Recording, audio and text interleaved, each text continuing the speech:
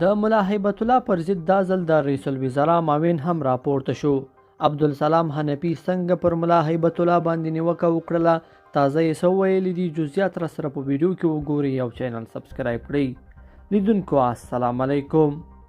د طالبانو د مشر پر افراطي دریځونو د انتقادونو په دوام کې د اسلامي امارت د رئیس الوزرا مرستیال مولوي عبدالسلام حنفي بیل دي چې د هیبت الله نوم واخلي، وویل د یو مفتي دنده یوازې دا نه ده چې ووایي ممنوع. ده وویل کله چې مفتي یو شی منع کوي باید بدیله لارې هم وړاندې کړي.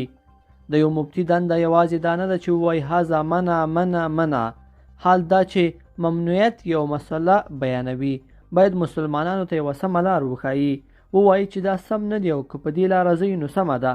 ښاغلي حنفي په کابل پوهنتون کې د مرکزي پوهنتونونو د استادانو لپاره دینی او علمي سیمینار په نوم غونډې ته وینا کوله، ټینګار وکړ تر څو چې تعلیمي سیستم پیاوړی نشي هیڅکله د یو هیواد یو خپلواک هیواد ادعا نشو کولی.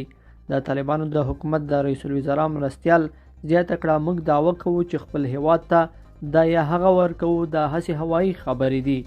ښاغلي حنفي د خپلو خبرو د تایید لپاره وویل که د تعلیمي نظام د پیاوړتیا په مسله اهمیت پوه نشو څنګه به له دې حالته ځان وژغورو. د نړۍ او د افغانستان له دیني عالمانو وغوښتل چې په افغانستان کې د تیاره ذهنیتونو د رڼا کولو لپاره هڅه وکړي.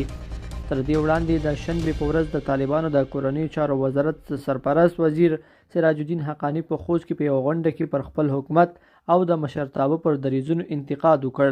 وی ویل د ځینو کسانو په ذهن کې د واک انحصار او د ټول نظام چیلنجول په یو اساس بدل شوي دي. لیدونکو په دې هیله چې دا مطلب به مو تر پایه لیدلی وي. که مو ویډیو خوښه شوې ویډیو لایک کړئ او چینل سبسکرایب کړئ. تر بیا ښه وخت.